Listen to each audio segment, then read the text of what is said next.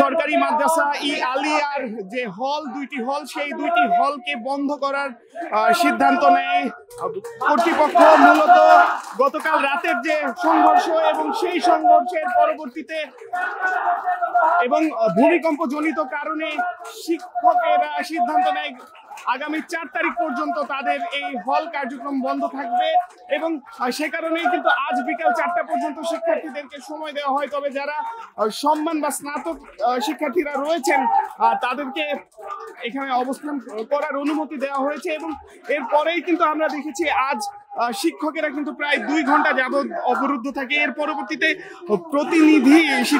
শিক্ষার্থীদের প্রতিনিধিদের সাথে আলোচনা করে তারা কিন্তু সিদ্ধান্ত নেয় এই হল বন্ধ হবে এবং সে কারণেই কিন্তু মাদ্রাসা আলিয়ার যিনি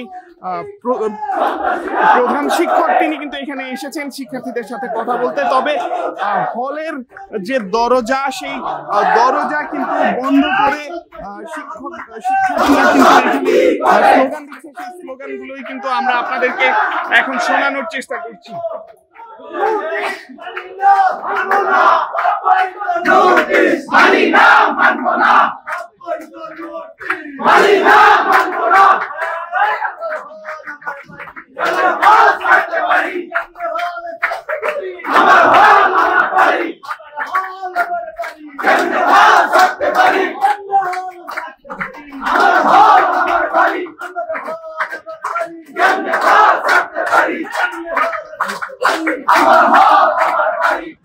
যেমনটি আপনারা শুনছিলেন, শিক্ষার্থীরা স্লোগান দিচ্ছে আমার হল আমার বাড়ি, কেমনে হল ছাড়তে পারি। এবং সেই স্লোগান কিন্তু এখানে সরকারি মাদ্রাসা ই আলিয়ার যিনি প্রধান শিক্ষক তিনি কিন্তু এখানে অবস্থান করছেন এবং আমরা কিন্তু ভিতরে দেখছি শিক্ষার্থীদের মাঝে সংঘাতের একটি দৃশ্য আমরা দেখছি। তাদের মাঝে কিন্তু কথা কাটাকাটি আমরা লক্ষ্য করছি এবং সেই জায়গা থেকেই কিন্তু মাদ্রাসা ই আলিয়া আল্লামা কাশগরি রহমাতুল্লাহ হলের যে শিক্ষার্থীরা রয়েছেন তারা কিন্তু তালা বন্ধ করে স্লোগান দিচ্ছেন। তারা এই তারা কিন্তু স্লোগান দিচ্ছেন, আমরা সেটি আপনাদেরকে দেখানোর চেষ্টা করছি।